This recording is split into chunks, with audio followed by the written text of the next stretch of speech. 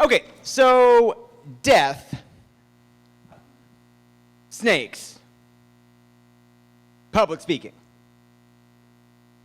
Death, snakes, and public speaking. This is what most Americans, when they're surveyed, said that they fear the most. Death, snakes, which I desperately, desperately hate, and public speaking. Well, death's unavoidable. We know we're all going to die.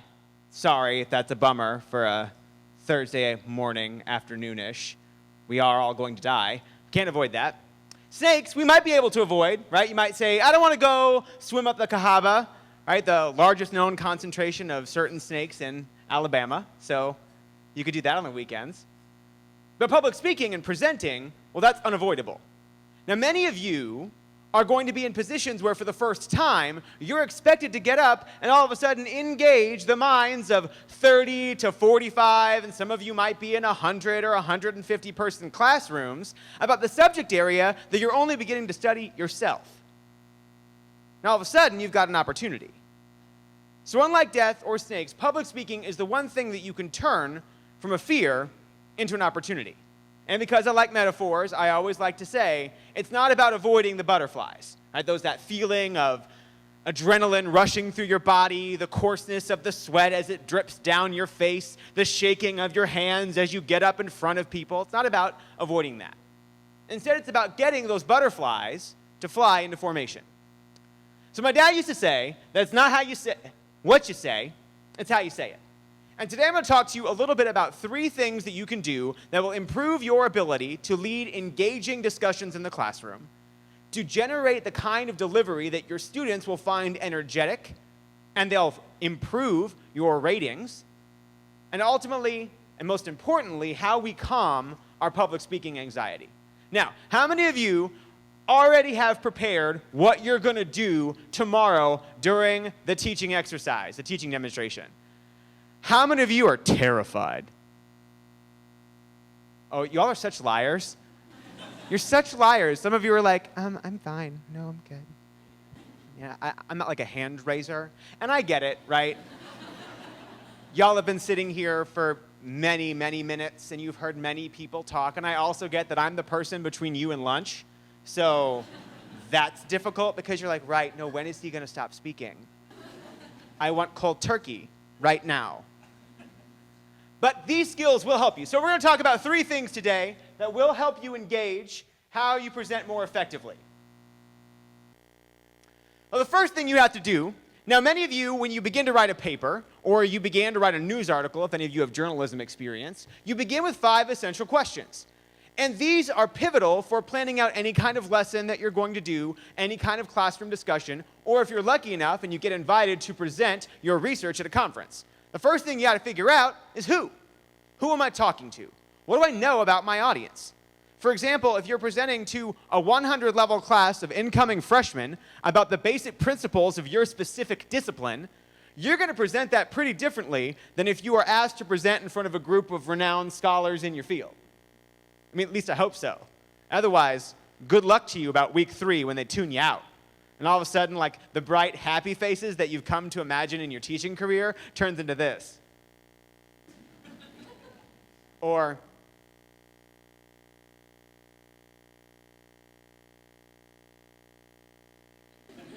and I know this because I teach a 225-person lecture hall in public speaking, and if you really want to see bright, engaged people, come there at 8 a.m. on Wednesday morning. It's a trip. But you want to think about who it is I'm talking to. What are their baseline knowledges? What did they learn perhaps in that 100-level class that you're teaching in the 200 level? What do they need to know? Also, you might think about who is my audience? For example, I know that right now I've got an audience of people that have been sitting down for 3 hours. So that means I have a little bit more on my plate in terms of what I have to do to keep y'all looking at the short man with the stripes up at the front of the room. Secondly, we have to think about what. And when we're thinking about what we're talking about, we have to wonder if it is concise. The biggest mistake that I think most incoming teachers make is that they try to take about 3 days' worth of material and they squeeze it into a 50-minute classroom period, realizing that you can't cover everything that you need to cover in that area. Right? Because people are always like, but how can you condense 300 years of Western civilization into 50 minutes. You can't. Instead, you have to figure out what are the things that you can accentuate. What are the most important things that you want your students to recognize, to realize, and to apply, and to provide them in easy ways? But in addition to thinking about what, you're also thinking about how. Where am I doing this? What's the room going to be like? What kind of technology am I working with? And let me tell you, I work in Reese-Pfeiffer. Reese-Pfeiffer is a little bit like Hogwarts.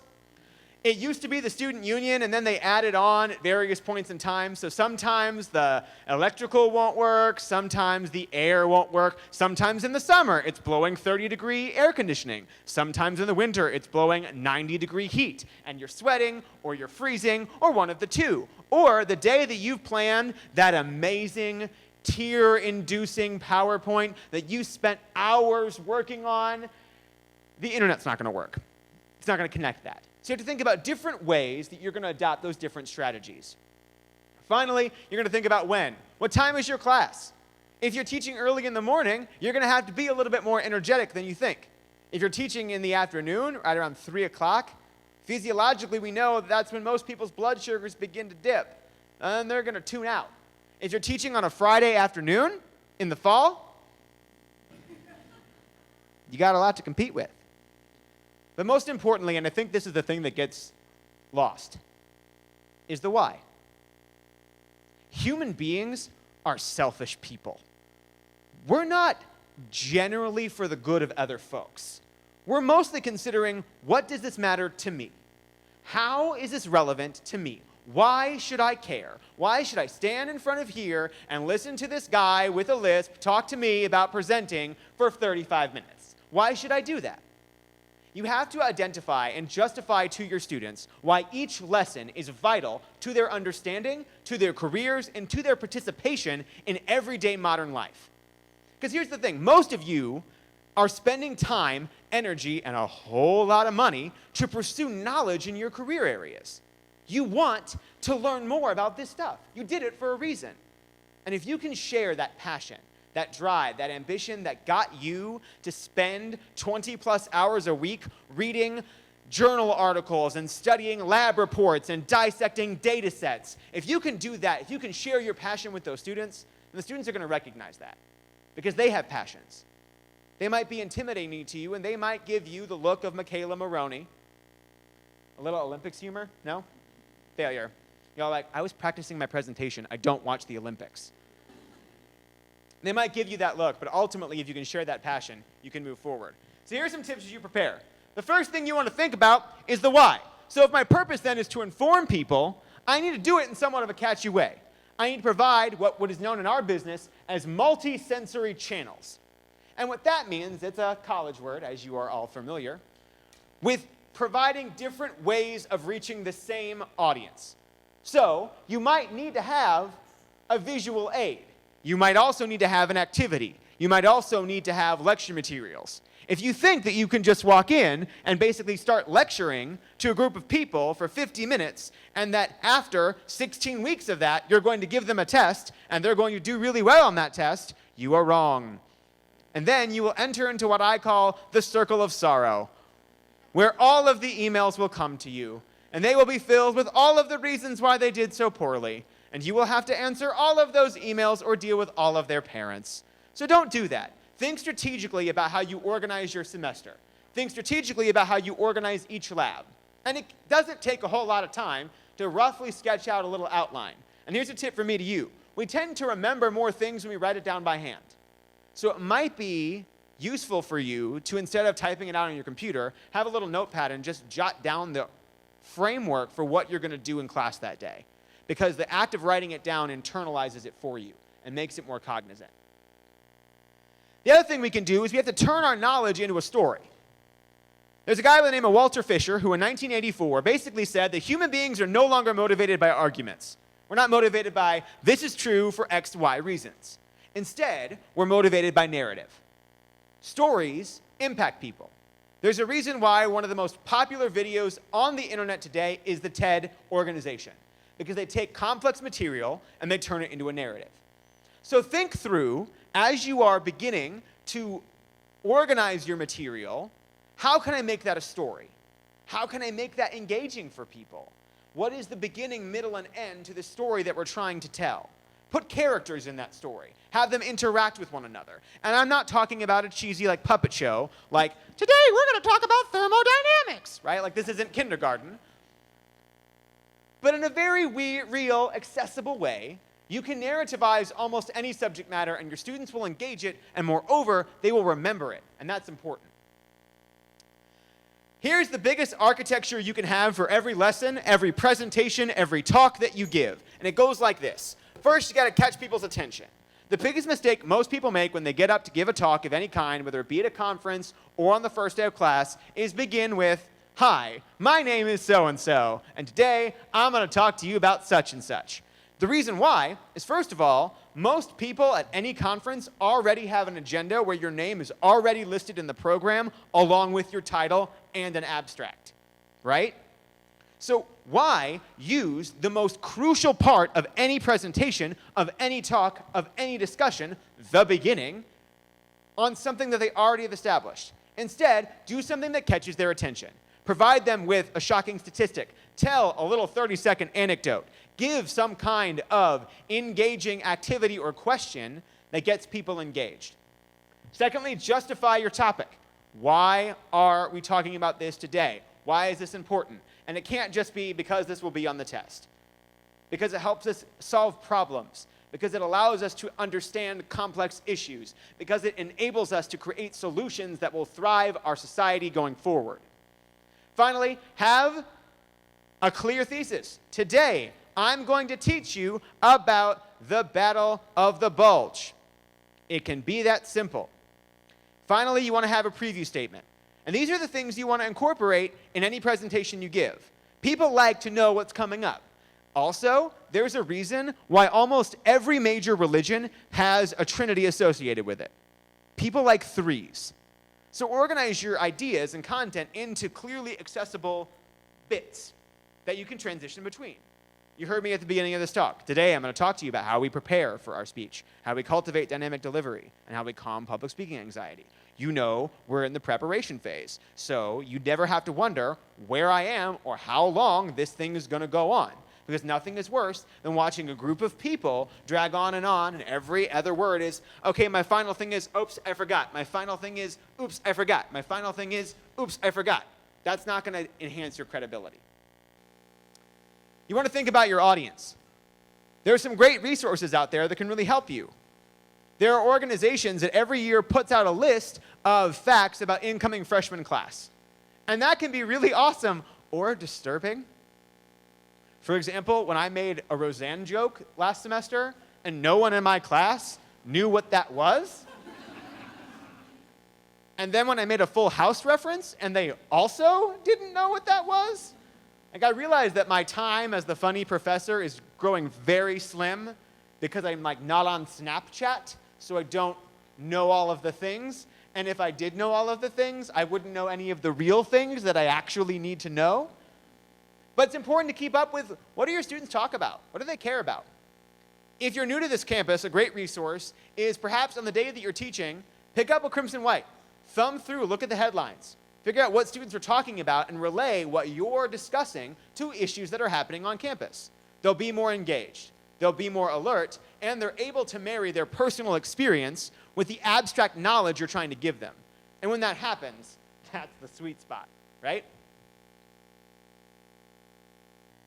Okay, so we want to organize. Now, whenever you give a presentation, how many of you, the first thing that you do is open up a PowerPoint? Oh, y'all are such liars.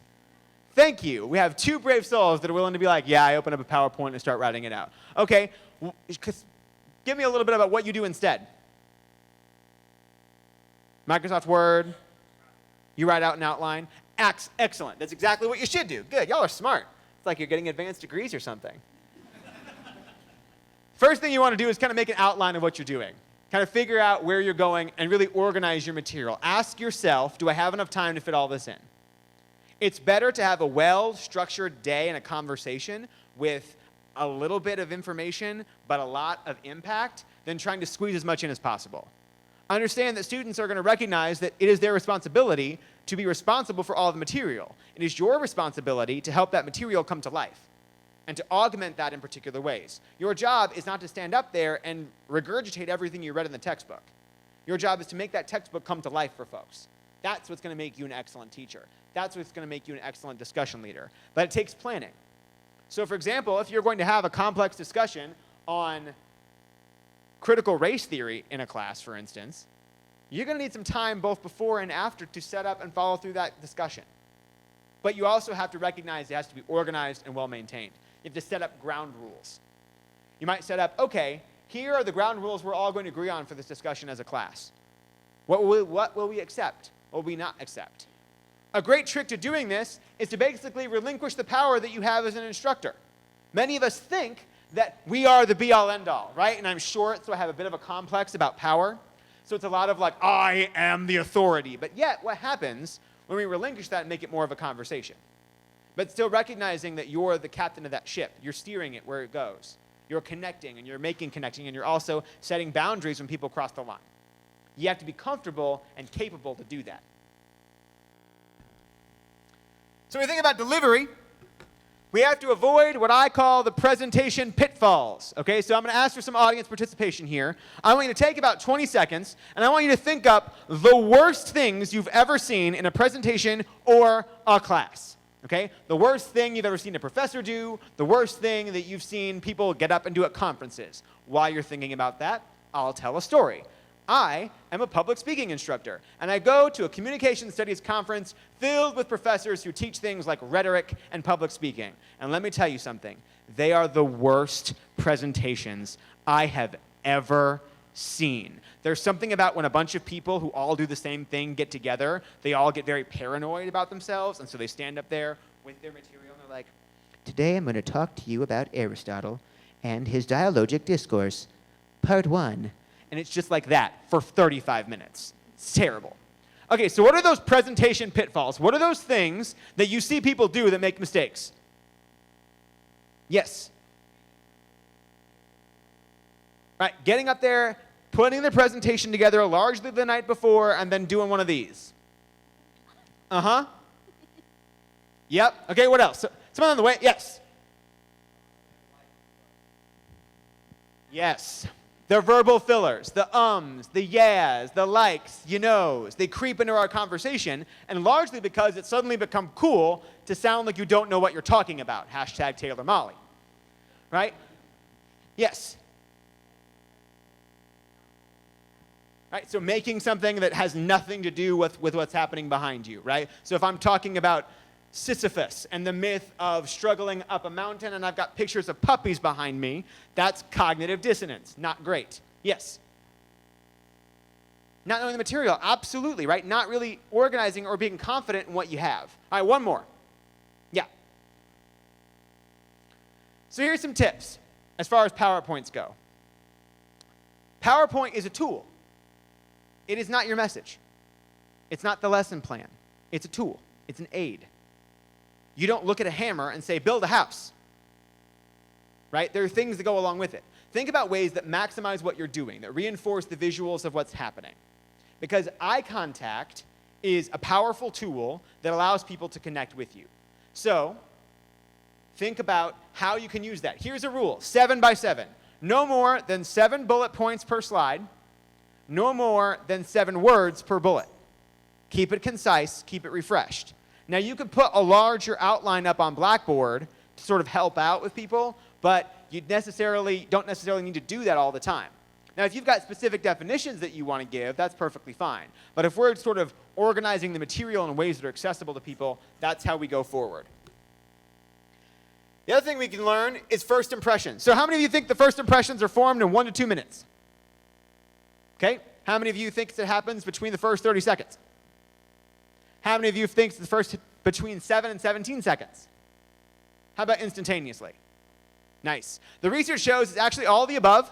So when we see people, we form an immediate impression of good face, bad face, right? Like, I like their face, I don't like their face.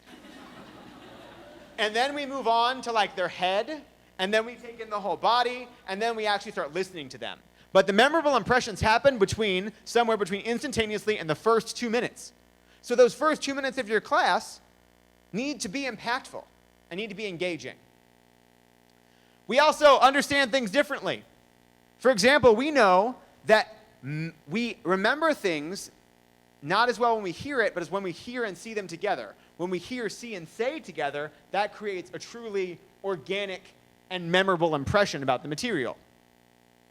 So you want to use multisensory channels. You want to say things out loud to help the audible learners. You want to have visual elements behind you. And then every now and again, you want an activity for the kinetic folks.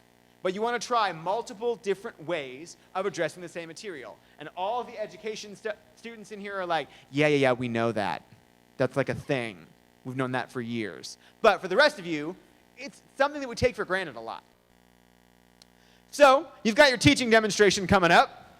Many of you might be nervous about that. So I want to talk to you a little bit about how that's going to go and make some assurances and give you some tips for kind of how to succeed at that tomorrow. Here's the first thing. And this is difficult for all of you to hear, but I want you to listen. Listen really well. It's probably the most important thing I'm going to give you all day. No one is judging you. I mean, I'm judging you. But no one's judging you, okay? The reason why we do this is because many people are how many of you will be teaching a class or running a facilitation section of a course? A good number of you. How many of you have ever taught before? How many of you have never taught before? So some of you are going in with absolutely zero experience. And that's a little nerve-wracking. But one of the best ways that you can improve as a presenter, as an educator, is by having someone watch you and give you feedback. It's uncomfortable. Every time I watch myself on camera, I hear, I am Adam's lisp, and I am taking over Adam's conversation. It's not great, but you learn from that and you accept it and you move forward. It's something you have to do. So here's some ways to organize your material tomorrow to make yourself a little bit more competent. All right? First of all, recognize it's a 3 to 5 minute presentation. It does not have to be the full 5 minutes. It is a parameter, not a requirement. All right? So don't think you have to go a full 5 minutes, and don't be surprised if the graduate teaching fellow cuts you off. That doesn't mean you did a bad job. That just means that you've got about 30 people to get through in roughly 2 to 3 hours. It's going to go pretty quickly. So here are the ways you can organize that material. Remember, have some kind of opening attention getter, a way for people to engage in what's going on with what you're studying. Then give a preview. Today I'm going to teach you how to do blank. I'll first do blank, then I'll do blank. That might seem repetitive. It might seem redundant. But I promise you that for your participants and also for your students, having a clear framework for the way the talk is going to go will make it more accessible to you. Finally, if you have time, and with today, we've covered X. I've shown you X and Y. Thank you, right? Something to that effect. So if you keep that framework in your mind, everything will go a little bit smoother. Remember, no one's judging you. This exercise will help you succeed. And here's the other thing that I'll tell you, is that sometimes, as presenters, as teachers, we make mistakes. For example, a month and a half ago, when I had to submit this PowerPoint, I didn't notice wha-bam. And now it's being broadcast all in front of you, and you're wondering, well, he's clearly not an English instructor. All the English instructors are like, yeah. Sorry, that was a bad joke. But we make mistakes. It happens. As instructors, we're not going to be perfect. All we can do is try to be a little bit better than we were the day before. All we can do is try to improve a little bit. So if you stand up there and you blow it, accept that feedback. Understand that, hey, I'm not great right now, but I'm working on it. All you have to do is kind of fake it till you make it. And that's a really simple saying, but it's true. Many of our endocrinology studies are showing that when we believe certain things, it changes our hormone levels. You may have seen that TED Talk about power posing and things like that. But it's true. If you go in and say, God, I'm going to be a terrible teacher today, this is just not going to go well, you're probably going to be right. What you have to remember is that all of you chose to go into this for a reason. You chose to study what you're doing. So why not share that passion? Don't be afraid to be a good teacher. Being a good teacher can actually help your research. One of the things I found was that if I could explain my complex understanding of X, Y, or Z subject to a group of undergraduate students, I knew that material backwards and forwards.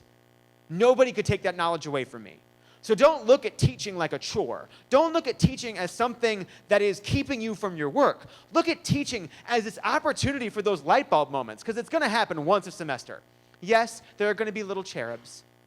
They're going to struggle. They're going to be like Bambi, running around with a little fawn. But there are those moments when a student's going to come back to you 2 to 3 semesters from now, and they're going to look you in the eye, and they're going to say, you had such a profound impact on me. And don't take that responsibility for granted. Embrace it. Love it. Remind yourself why you love the subject area that you're studying. And I promise you that will come back plentyfold. Today, we've gone over 3 things that will help you. First, in planning your presentation ahead of time, how we organize it together and carefully craft our message. We've talked about how we cultivate dynamic delivery by avoiding our ums, our yes, our likes, our you knows, by maintaining eye contact and having good confidence. And finally, how we calm public speaking anxiety by admitting our mistakes, being vulnerable in front of our audiences, and finally, just pursuing passion wherever we can.